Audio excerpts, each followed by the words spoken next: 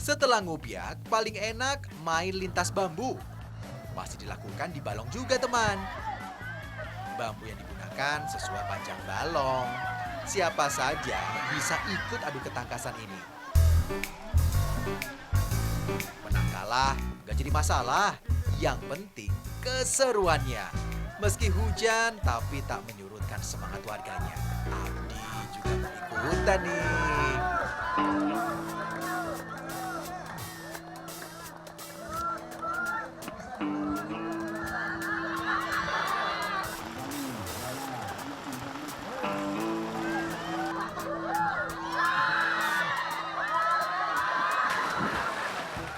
Dalam permainan lintas bambu penuh nilai-nilai kerja keras, keuletan, dan sportivitas.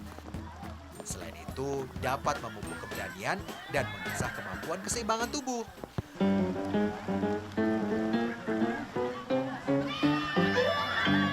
Permainan dari bambu tidak hanya dilakukan di Jawa Barat, teman. Di daerah lain juga ada loh, hanya saja bentuk permainannya yang berbeda. Kalau kita ngomongin bambu, ada sekitar 1.500 jenis bambu di dunia. 10%-nya tumbuh di Indonesia. Gak heran, bambu banyak digunakan dalam kebutuhan sehari-hari masyarakat Indonesia. Mulai dari memasak, kerajinan, hingga permainan.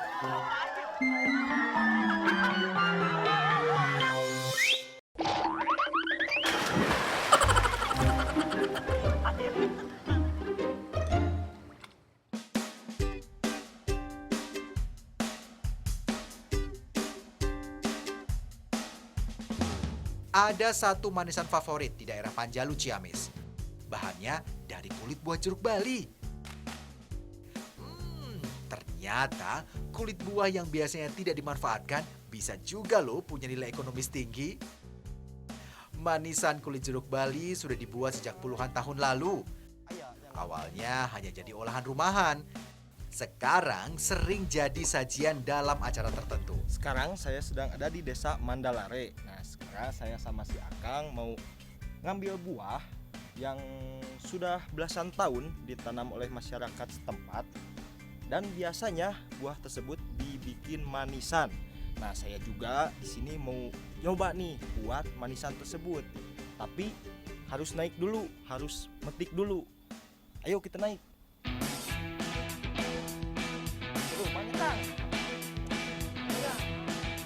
Jeruk Bali mulai ditanam di Pulau Jawa sejak tahun 1991. Tersebar di Bogor, Sukabumi, Cianjur, Bandung, Tasikmalaya, Ciamis, Subang, dan Bekasi.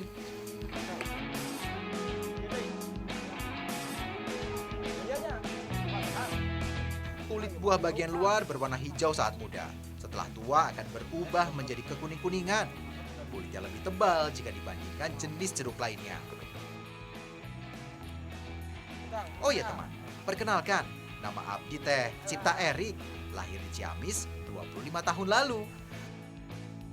Meski sudah pernah ikut dalam tradisi nyangku, Abdi teh gak pernah bosan untuk memperkenalkannya. Masih banyak kegiatan dalam festival nyangku, ikuti terus ya.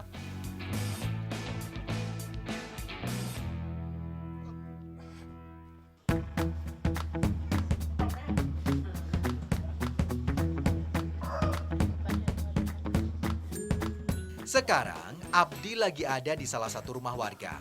Mau bikin jawadah takir. Kebetulan lagi pada bikin nih. Jadi, Abdi teh ngikut wae.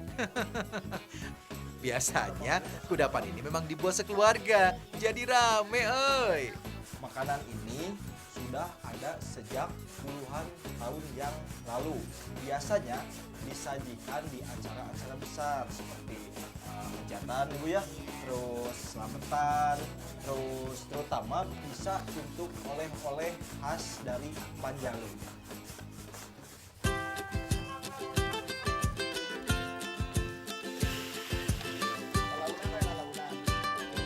Jawadah takir terbuat dari gula merah, gula aren, dan parutan kelapa. Kudapan ieu hampir sama dengan wajit. Bedanya teh yang ini lebih manis dan gurih. Jawada takir biasanya dihidangkan dalam acara rapat, hajatan, atau selamatan lainnya. Katanya nih, lebih enak dimakan sambil minum teh hangat. Kabupaten Ciamis termasuk daerah yang cukup potensial sebagai penghasil gula aren di Provinsi Jawa Barat. Tidak heran deh, banyak usaha gula aren di sini. Jawada takir tidak dibungkus, hanya ditempel di atas daun pisang kering kecil. Unik ya teman? Nih, jawada takir yang udah jadi. Setelah tadi dimasak hampir 2 jam dan memerlukan tenaga ekstra, akhirnya jadi juga. Dan sekarang saya mau nyobain nih jawada takirnya.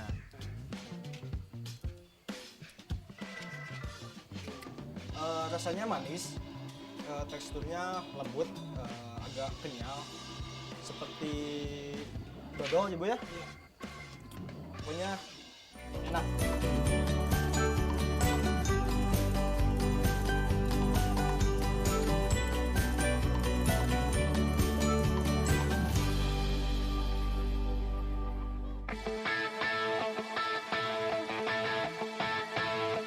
Ini dia tempat pembuatan kalua atau manisan kulit jeruk. Buahnya bisa dimakan atau dijual, hanya kulit buahnya saja ya yang dipakai.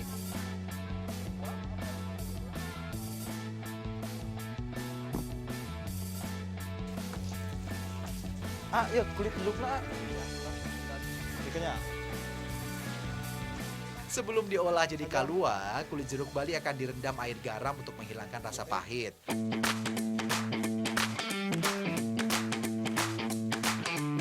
Kemudian dimasak dengan gula putih. Antun ding, lebatkeun. Kalau dilihat dari sejarahnya, gula tebu sudah dikenal oleh orang Polinesia sekitar tahun 510. Selanjutnya menyebar ke India. Setelah itu baru dikenal di Eropa dan benua lainnya.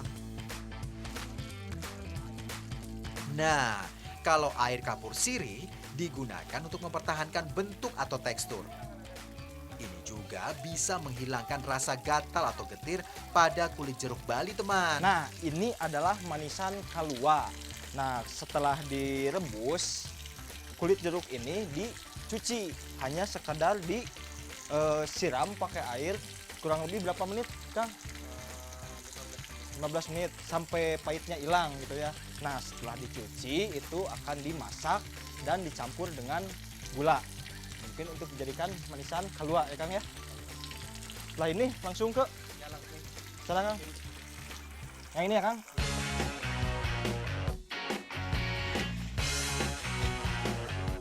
Oh ya, gula tidak hanya dipakai untuk pemanis saja, tapi juga bisa memperbaiki tekstur dari kulit jeruk dan jadi pengawet alami. Tidak hanya untuk manisan, bisa juga tuh untuk selai, jelly, dan lainnya.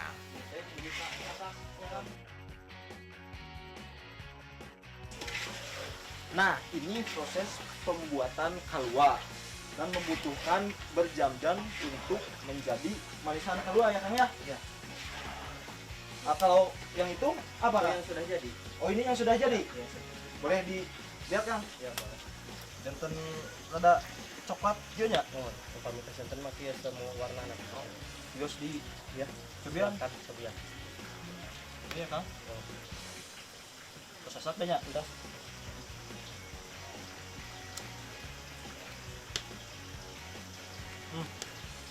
Amis bisa Kang? Amis. Ini kulit jeruk yang tadi dimasak.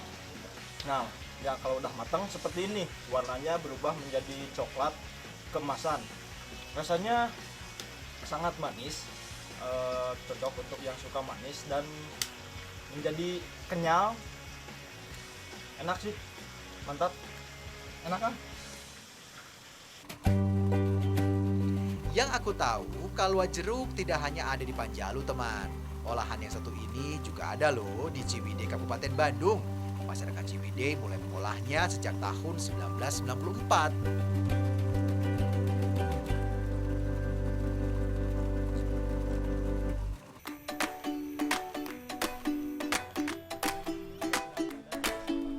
Sekarang saya sedang berada di Desa Panjalu, Kabupaten Ciamis.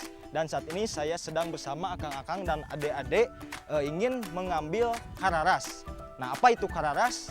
Ayo kita mengambil daun tersebut.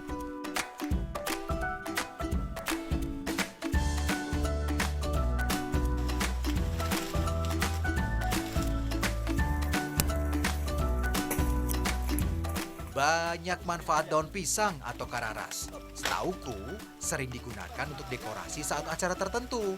Bisa juga loh jadi kerajinan dan pembungkus makanan.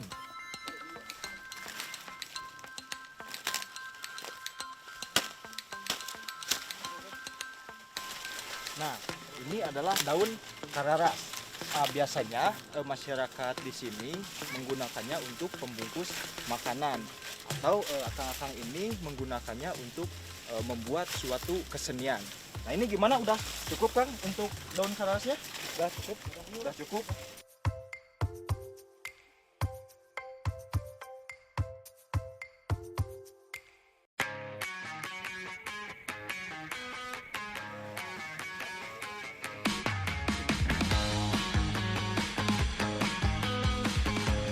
Tuh, jangan dilihat daunnya yang sudah kering, teman.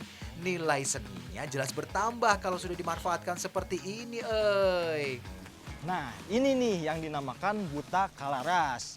Bahan-bahannya dari daun-daunan dan yang ini daun kalaras yang tadi kita ambil.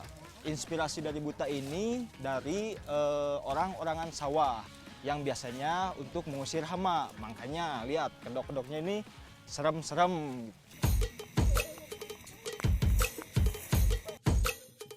Buta kararas sudah menjadi ikon Ciamis selain bebegik dan wayang landung. Ukuran buta kararas beragam, tergantung siapa yang akan memakainya. Bisa dari anak kecil hingga dewasa. Katanya, yang paling lama dan sulit adalah proses pembuatan topengnya. Jelas aja ya teman, karena detail setiap bentuk dan warnanya berbeda-beda tuh. Tapi pembuatan kali ini sih tidak terlalu lama karena akan dipentaskan dalam festival Nyangku. Oh iya, meskipun terbuat dari dedaunan, tapi buta kararas ini berat loh teman.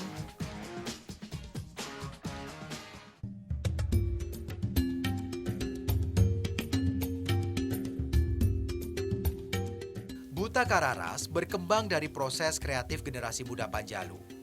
Aku ikut bangga melihat kesenian ini sekarang terkenal sampai tingkat nasional sebagai salah satu kesenian khas dari Tatar Galuh Ciamis. Kang, ini yang kita kemarin bikin ya Kang?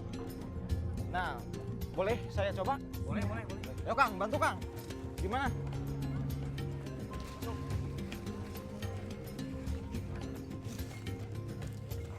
Udah?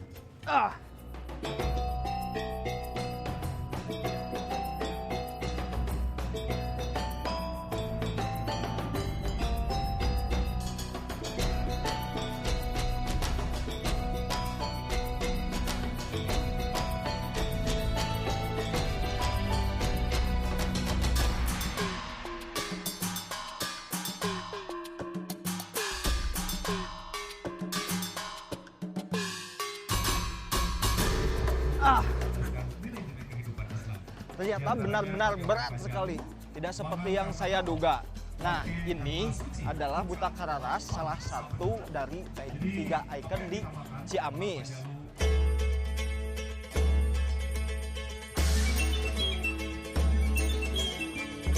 Masih ada loh kesenian yang pertama kali menjadi ikonnya Ciamis teman. Bener banget, ada kesenian bebegik. Ini tari-tarian dari Ciamis yang memakai topeng kepala seram seperti topeng barong dari Jawa dan Bali.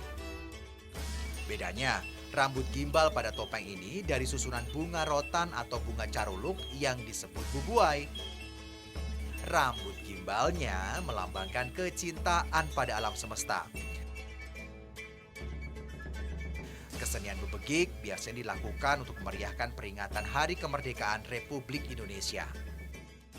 Nah, kalau ini namanya bebegik baladewa. Nah, ini adalah ikon pertama di Kabupaten Ciamis. Nah, umur bebegik ini katanya udah ratusan tahun. Nah, sama seperti buta kararas, bebegik ini juga sudah banyak mengikuti festival di Indonesia. Mantap.